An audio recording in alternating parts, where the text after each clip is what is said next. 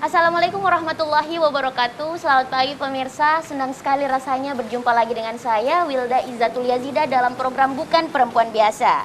Pagi ini kami menghadirkan untuk Anda seorang perempuan luar biasa dan tentu saja bukan perempuan biasa.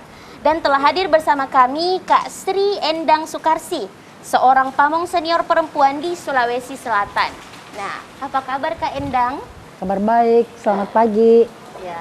Assalamualaikum warahmatullahi wabarakatuh. Salam harmonisasi. Ya. Langsung saja deh, saya nggak mau banyak-banyak ini karena sudah penasaran sekali mengenai cerita Kak Endang ini. Nah, di segmen ini saya mau bertanya kegiatan Kak Endang saat ini. Ya. Saat ini saya sedang mendapat amanah ya untuk menjadi dosen di Politeknik Pembangunan Pertanian Goa. Dan tentu kegiatan saya adalah mengajar mahasiswa. Iya. Ya. Untuk yang informasi tentang staf ahli gubernur bidang kesehatan itu sendiri bagaimana Kak Endang? Ya, saya pernah menjabat sebagai staf ahli gubernur bidang kesejahteraan sejak bulan November 2019 sampai dengan Desember 2020. Hingga saat ini, oh iya. Ya, kalau saat ini saya sudah bergeser, sudah mutasi ke Polbangtan tadi, Politeknik Pembangunan Pertanian. Dengan sub bidang keagamaan itu sendiri bagaimana ceritanya, Kak Endang? Persoalan sub bidang keagamaan yang mengaitkan dengan kesejahteraan, saya kira tidak ada orang yang tidak beragama. Iya. Dan tentu ketika kita berbicara orang beragama berkaitan dengan kesejahteraannya, kalau kemudian agama itu dipahami dengan baik, dijalankan dengan baik, maka tentu akan bisa mendongkrak kesejahteraan. Iya, betul sekali. Tetapi memang kalau kita melihat di level-level tertentu, agama itu menjadi sesuatu yang belum terlalu seperti misalnya kalau kita ke level-level pemuda itu kita akan sulit mengenali agamanya apa gitu. Iya, betul. Kecuali kita ke tempat-tempat tertentu.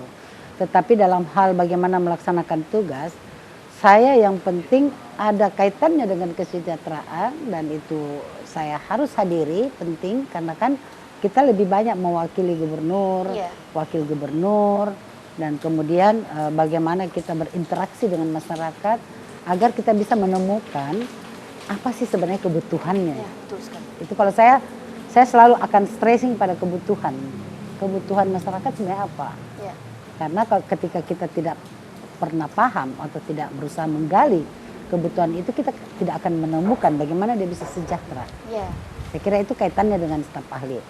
Dan yang lain adalah staf ahli itu harus bisa memberi masukan kepada gubernur, memberi masukan kepada pimpinan dalam hal ini sekda dan wakil gubernur agar beliau-beliau itu tahu bagaimana situasi yang ada. Jadi memang dalam hal menjalankan tugas kita di satu sisi harus berinisiatif ya, tapi di sisi lain kita juga harus menjalankan tugas mewakili atasan-atasan kita. Gitu. Jadi seperti itu. Kalau saya sih tidak ada masalah di soal kerja-kerja di pemerintah sepanjang kita tahu betul bahwa pemerintah itu adalah pelayan publik. Dan karena pelayan publik, tentu kita punya landasan bekerja adalah regulasi. Dan regulasi itu mengantar kita untuk bisa memfasilitasi masyarakat. Iya, betul. Saya kira begitu. Nah, untuk sebagaimana sih ceritanya kenapa Ibu bisa terpilih menjadi Wakil Sekretaris Komisi Penanggulangan AIDS Sulawesi Selatan?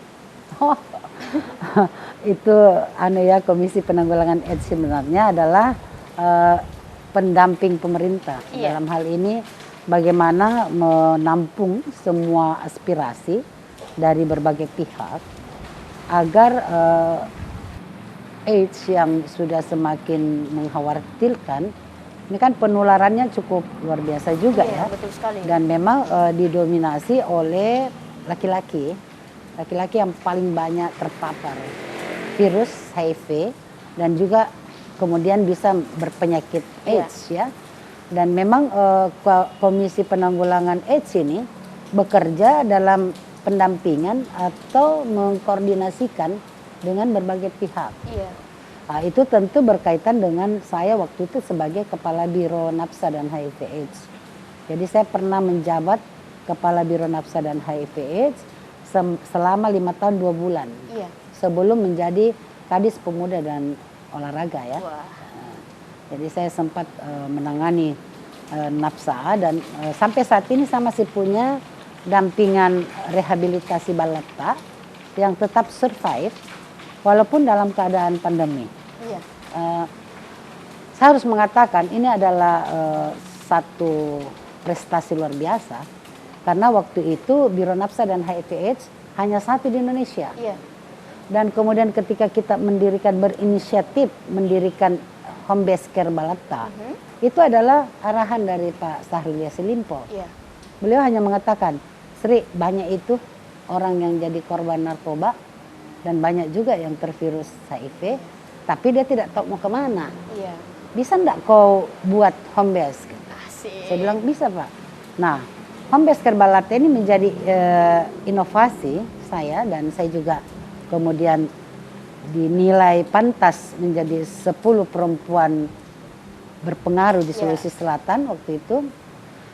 Karena itu Balatta dan saya juga mendapat apresiasi dari LAN ya karena bisa melahirkan inovasi di mana rehab itu lebih banyak partisipasi dari korban. Jadi nanti korban yang mau direhab baru kita rehab. Iya. Dan rehabnya itu memang arahannya Pak Syahrul itu bagaimana caranya membuat orang tidak merasa di penjara. Membuat orang merasa di rumahnya sendiri gitu. Dan itulah kemudian yang membuat tetap survive. Jadi ini sekarang saat ini Balatta tetap ada dan survive. Maaf, baik pemirsa, kita akan lanjutkan setelah jeda berikut mengenai bincang-bincang bersama Kak Endang setelah jeda berikut, jadi jangan kemana-mana.